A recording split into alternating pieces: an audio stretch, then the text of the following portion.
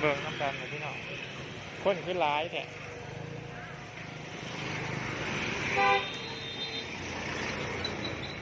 เพราะว่าเพื่อจะได้ข้ามทางเขาจะมากินหยังอุ้ยคุณเต็มเบื้องนี่ก็เต็มข้างนี้ก็เต็มก็จะมากินข้าวปุ้นคุณพี่น้องเลยร้ายกระดักกระดอตัวบุญก็จะมากินข้าวปุ้นร้ายค่ะร้ายอีนี้วันนี้พอหาข้าวมากินข้าวปุ้นเหนียว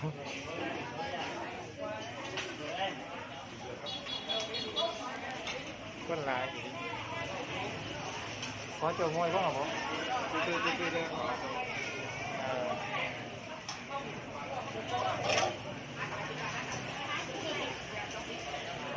เบิ่งลูกค้าเพิ่น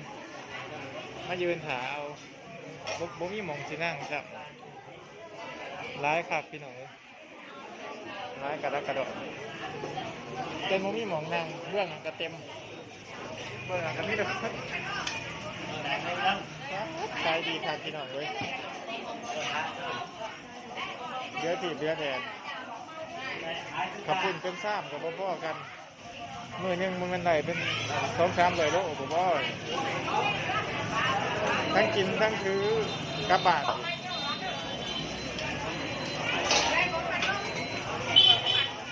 ไล่ขักไล่เนี่ย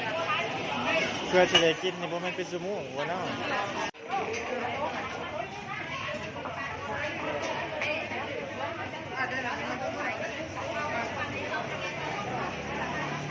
แอบได้ว่าโค้เขาเลย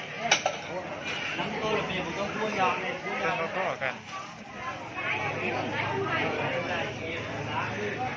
เขาก็สร้างกระปุ่นมาอีกแล้วคนโขดลายเลย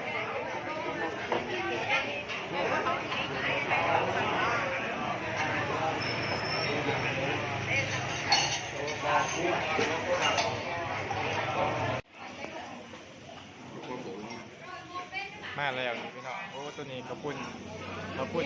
กระดูกงัวพักตัวนี้กระปุ่นสีดงัวบุญบอได้อะนี่ก็แม่นกระปุ่นงัวคือกันเนาะแต่ว่ามันสิเดี๋ยวที่เขาสิสร้างว่าเอาเป็นแบบเป็นกระดูกตกบ่หรือว่าเอาเป็นแบบสีดจังซี่เนาะตัวนี้เป็นตอนกระปูไว้สั่น